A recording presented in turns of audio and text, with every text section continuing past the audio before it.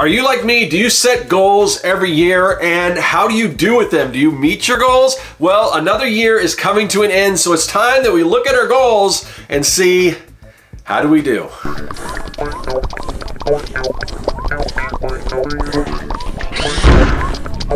Greetings everyone, welcome to the underground lair where we bring our creations to life. I'm Scott with Serkworks Art Labs. I'm a professional illustrator, designer, and mad creator. And every year around this time, I like to look back at some of the goals that I set and just see how did I do with them. Did I meet them or not, or where do I need improvement? What did I do well at? And just kind of evaluate all of that stuff. And I think this is a good exercise for anyone to do, and I encourage you to do that. I'm going to talk a little bit about how you can do that, how you can set goals, and what I think is the best way to do it. And while I do that, I'm going to do one of these blueprint sketches. I haven't done them in a while, but just a little blueprint robot sketch that I'm going to do here. I'm going to do that so you have something interesting to look at while I'm talking. So let's get into that. Okay, so before I get into recapping my year 2022, I want to explain the reason why I do these videos. And I've been doing these pretty much every year for maybe since I started doing YouTube. I'd have to go back and look. But the reason why I do this and how this can be of benefit to you,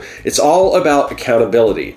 So when you make goals, everyone should, I guess, be making goals, especially in the new year. This, time with the New Year's when people tend to make either resolutions. I'm not really big on resolutions, so to speak, but I do believe in setting goals. And when I set goals, what I like to do is I like to make them public. I like to put them here on YouTube, and that's just me. If you don't post on YouTube, maybe you're on social media, you can post on whatever social media app or whatever platform you're on. I choose to do it on YouTube because that's my platform of choice, and the reason why I do that is because of accountability. Once you put something out in public, in a public forum, then it tends to, for one, you tend to want to, you don't want to, you want to be your word, okay? You want to, when you make a statement, oh, I'm going to do this, when you put it out there in public, people know about it and they can hold you to that. And maybe they will or they won't. Chances are most people watching aren't going to go back to the end of the year and, oh, you said you were going to do this, you said you're going to do that, and you don't.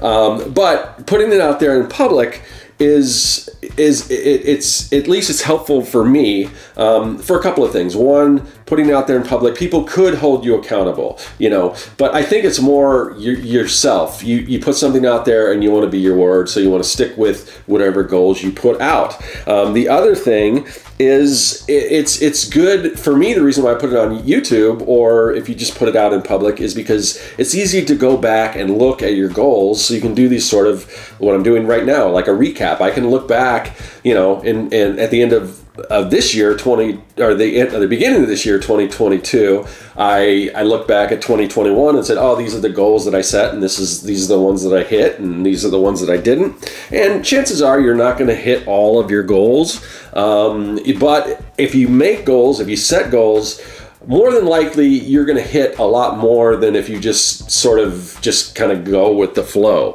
So no matter what, and I try to hit whatever goals, but there's things that come up and everything, and certain things happen where you can't meet your goal. But all in all, I think it's really good to do what I'm doing now. Every year, post what you plan to do, and then go back and do a recap and see, well, did I meet my goals?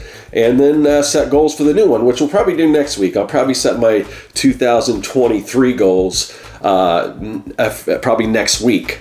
Okay, so along with these videos, the other thing I do is I try to use some sort of task management app or software. I use Trello, which is sort of like a virtual bulletin board. You can set little cards and move them around, and you can do a lot. And there's like Asana, and there's a bunch of other kind of task managing softwares out there. Some of them are free, some of them are sort of freemium where you pay for certain things, but then there's like a basic thing that's free, and then if you want more. And I just use the basic Trello. You know, you can have so many boards, and I use enough. The basic plan works fine for me, but something like that, and just look up task management software or whatever. Like I said, I recommend Trello, but that's kind of up to you. So I set all my goals, my weekly goals, my monthly goals, and everything, and I do that in Trello in addition to doing these videos.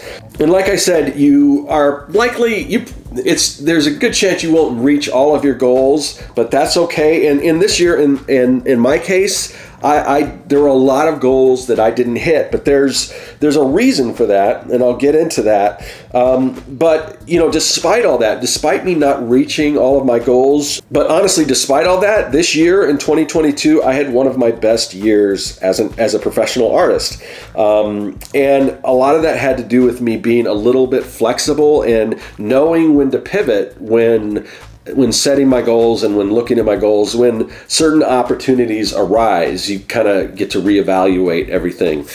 So let's dive into the goals I set, and we'll see which ones I was able to achieve. And so here's a basic recap. Now, it's the year 2022 started off not so great for me. In the beginning of the year, I actually got COVID, so it was not a pleasant experience. I had it pretty bad. So the beginning, like in January, that first month of 2022, I was pretty much out of it. Now, despite me getting COVID, in 2022, things did start to kind of open up a little bit more as more people were getting vaccinated, and more, venues and just, stores, just everything, eventually started to getting a little bit back to normal. And because of that, I set a goal that I wanted to connect more with some of my artist friends in person, and I think I did pretty good with that. I had a few experiences where I did get to meet some of my artist friends. I made a trip out to California where I met my two Artcasters co-hosts, Joshua Kimball and Corey Kerr, along with some other friends, kind of friends of the show. I met up with Jim Lujan, Jeremy Burley, Ken Mora. These are all people that, if you're not familiar, we've had on the Artcasters as guests, and they're good friends and really cool. And we just had a blast hanging out. So that was awesome. And then I made a trip to Colorado and met another one of my kind of more recent art friends, somebody I've known about for a while, who was sort of a friend of a friend. I tried to meet Jeff Lafferty, who is he's, if you're not familiar, when we started off the Artcasters, he was one of my original co-hosts, but he kind of fell off the map or whatever. He kind of goes and comes and goes. But a friend of his who I got to know, Sean Tiffany, I just happened to be in Colorado, and I kind of looked him up and said, hey, you want to get together for lunch or whatever? And that was a really cool thing as well. And then we had a get together here in Arizona not too long ago, where my friend Corey Kerr came down and was helping me set up some stuff in the studio. And because of that, I also had Jim Lujan again come down, and Gary Hodges, another friend of the show, friend of the Artcasters show, who you've probably seen him on quite a bit, who lives here locally. We all got together and hung out. So that was really cool, and I'd like to continue doing that. But we'll get into, like I said, next week we'll get into some of my other goals. So did pretty good with that, and that was really, really fun, especially after, the previous couple years just being sort of on lockdown and not being able to do a whole lot.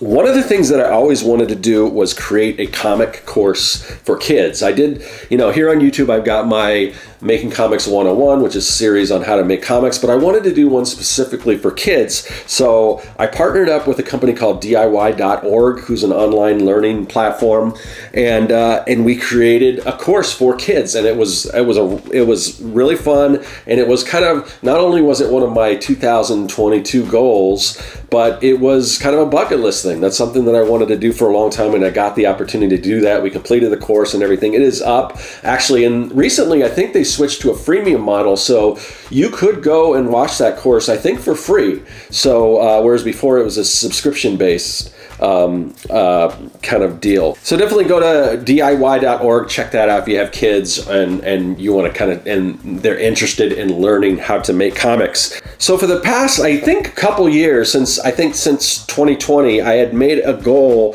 that, I wanted to build passive income streams, create work that I could put out there that would just I create the work once, and then it would bring in money either, and I'm talking about things like my digital products, like that I do for making comics. I'm talking about the comic, that you can make comics workbooks, things like, books and things like that you create once, you put it out there, and it continues to sell and continues to bring in money. And that was my goal, was eventually to make most of my income all sort of passive income. And the term passive income is sort of a misnomer because, like I said, there is a lot of work involved. It's not like you don't do anything. You also have to keep on top of it to keep promoting. But the general idea is that you create something, and then it just continues to bring in revenue. So, and that was sort of, I wanted to shift away from doing client work and just focus on that type of thing. So that was, again, sort of my major goal for 2022 as well, just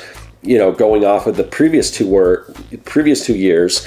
And the thing is, when you make a statement like that, like I don't want to be doing client work anymore, then it seems like, in my experiences, that you become more in demand. Then that's when the clients know they can't have you, when you're not available, that's when they tend to come out and they're like, oh yeah, but we could really use these for a project. And that kind of puts you in a good position, because you're like, well, yeah, I really don't want to, I want to focus on my own stuff. But then, if they really want you, then they kind of, you have somewhere to negotiate with, and it puts you in a pretty good position. So what happened with me in the past year, I had a client that I had done some work for before, and it was really fun work. It was a center. I created a character for them, a little robot character, and it was this app developer, and they wanted to take their app, further and really develop it. So they approached me, and they said they wanted to basically have me on retainer, which means, it's almost like you're kind of working full time for them, but you're not, but you're still, independent contractor.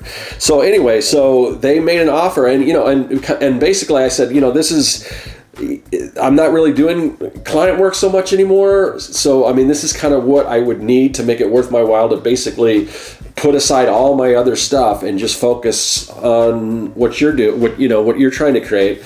And it started off as a 3-month contract, and we agreed. We came to an agreement and everything, and the contract continued throughout, basically pretty close to the end of the year. So we created some really cool stuff, and but because of that, I did have to, a lot of my other goals I had to kind of shift away from, or put sort of on the back burner, which is okay, because that's the one thing I want you to understand, is that when opportunities, like when a really good opportunity comes up, it's not like, oh, I can't do this, I've set my goals, I got to stick with it. If the opportunity that presents itself kind of outweighs what you were originally, trying to do, then definitely you want to look at that opportunity. So having said that, I took on this opportunity, and I did have to push some of these other goals aside. But let's just look at some of those goals, what I originally set out to do, and kind of where I ended up kind of what ended up happening, I guess. So I had planned to, one of the things I stated in the last video, the one from last year where I was setting all my goals for 2022, is that I wanted to be more active on social media. And with all the stuff I was doing, I just didn't get a chance to do that. And honestly, in retrospect, I'm kind of glad, because the way kind of social media is moving towards, with the algorithm, with all, it's just not, it's almost like the companies are steering you in a certain direction on what you should like. This is what, and I don't really like that. I'm not too crazy about that. And all the stuff that's going on with like Twitter after Musk purchased Twitter and things like that. I'm just not a big fan of social media, so to speak. And I'm still a big fan of YouTube. I don't really put that in the same, I guess, category as like a Facebook or Twitter or whatever, but whatever. But so I don't really miss posting on social media and all that. It's freed up a lot more time, and I don't really miss it. So I don't even know if that's a goal that I'm necessarily going to go back to. Possibly, if I can use it, be smart about it, in sort of the new direction that I'm going to be going in 2023, which we'll get to later. But yeah, so that's one goal that I set out to do, and didn't really focus on it, and honestly, like I said, I don't really mind.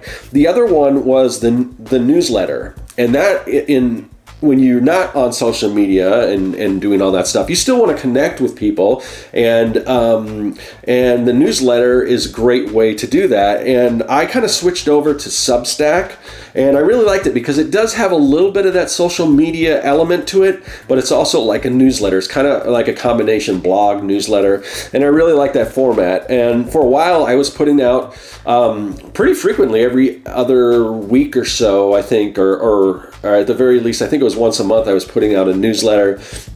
That was really cool. I did that up until I got to the point where I launched a Kickstarter, and then I kind of pulled back, and I really haven't done it since. So I did okay with that goal, but I didn't continue. I didn't see it through. But I'm going to be revamping all of that with kind of the direction that I'm going to be going for next year. So that goal, I started off okay, but it kind of fizzled out towards the end. The other thing was I wanted to do more live streams. I didn't get to do too much other than not in addition to the live stream I do every week with the Artcasters, which I guess you could say is still success because we continue to do the Artcasters. We're on 350.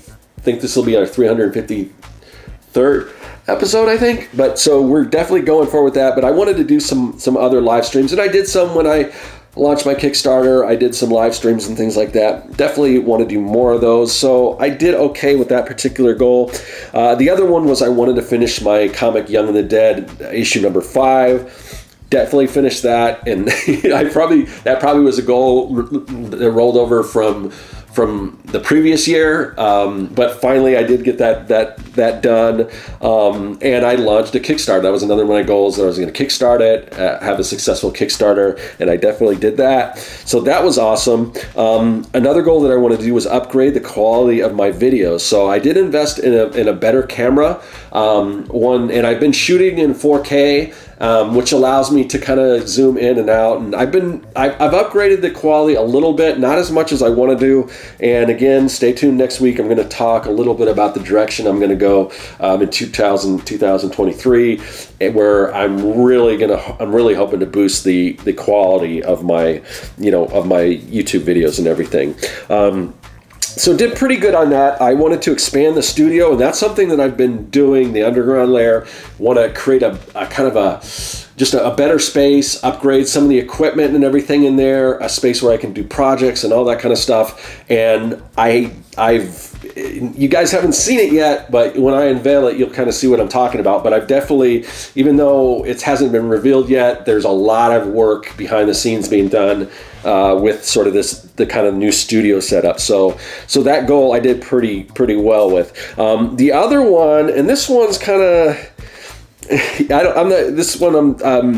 retrospect, I don't know if it was such a good idea, but I wanted to launch an NFT project. I had been talking. I partnered up with somebody who has some experience in that space, the NFT space, which at the beginning of the year I was pretty much all in on it.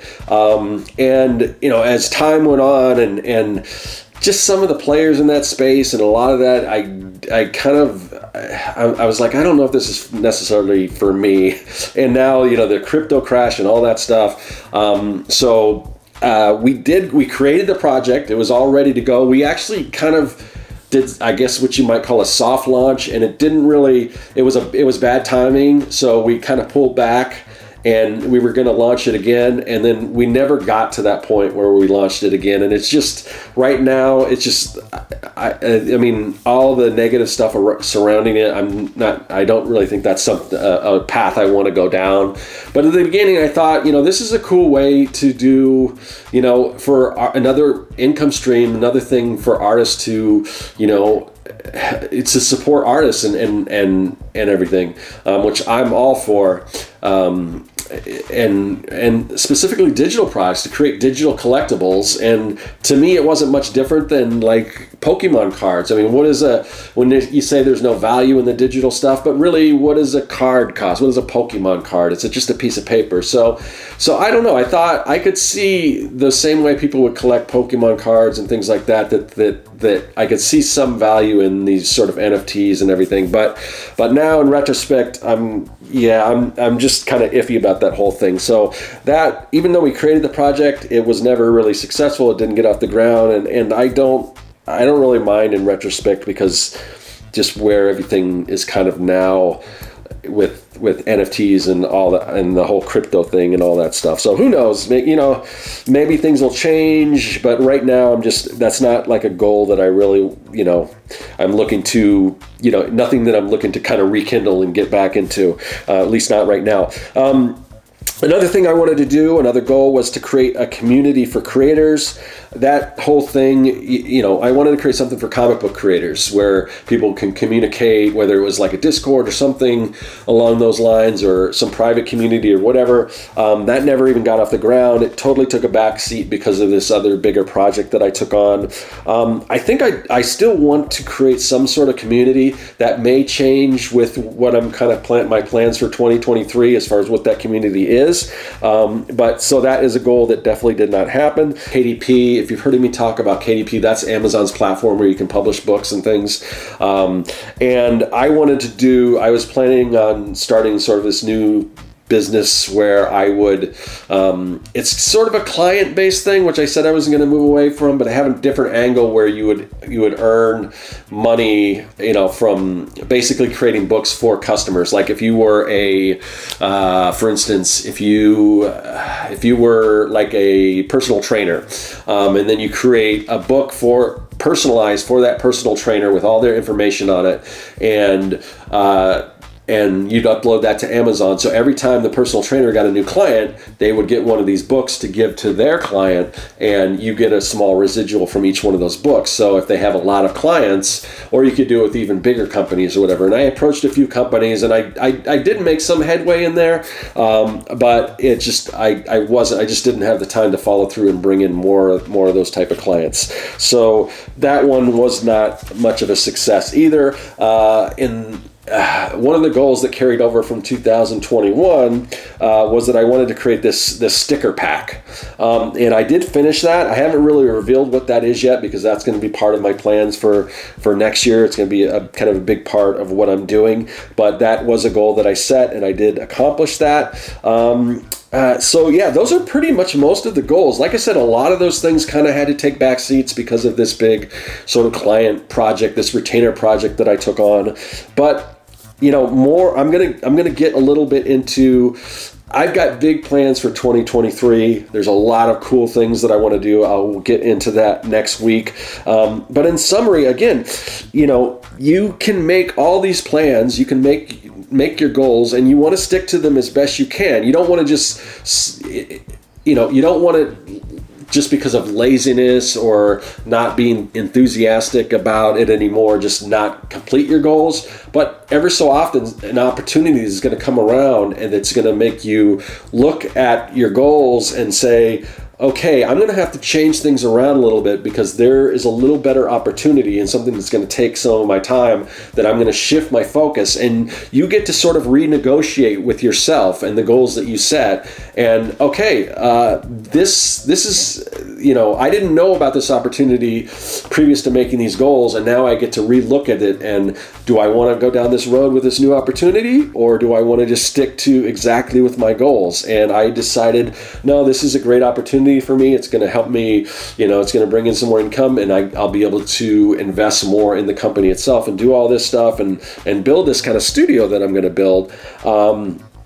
So I went with that route. So again, just, set your goals, but also, be somewhat flexible. So if things come up, opportunities, then you get to kind of renegotiate. But anyway, so that's basically what I wanted to talk about for as far as my little recap of the goals that I set for 2022, where I hit with it. Like I said, next week I will go into some of my new goals for 2023. And again, some of this video is just for me to go back and look and see where I was and if I met the goals that I set out to do. But I'm hoping this is helpful to you, because it's just leading by example, showing, this is how I set my goals, and hopefully you will do the same thing. So I hope this is as much of a benefit to you as it is to me, and that you'll be able to set some of your own goals for the next year of 2023 and hopefully hit a lot of those. So best of luck with that. Okay, so there you go. Those are some of the goals that I set for 2022, and just a little recap on whether I hit them or not. But I'm really curious about you guys. Did you guys set your own goals for 2022? What are some of those? Let me know. Did you meet them? Just let me know in the comments section. And I will be back next week talking about my goals for 2023. And Happy New Year, everyone. I will see you next year. Hey, thanks for watching. If you like what you saw and you want to see more, hit that subscribe button. Also, you can follow me at Serkworks on social media, and now you can support the work that I do on Patreon. Do you like making comics? Then go to Serkworks.com and pick up the Comic Maker Starter Kit. It's packed full of fonts, brushes, templates, and more. And best of all, it's totally free.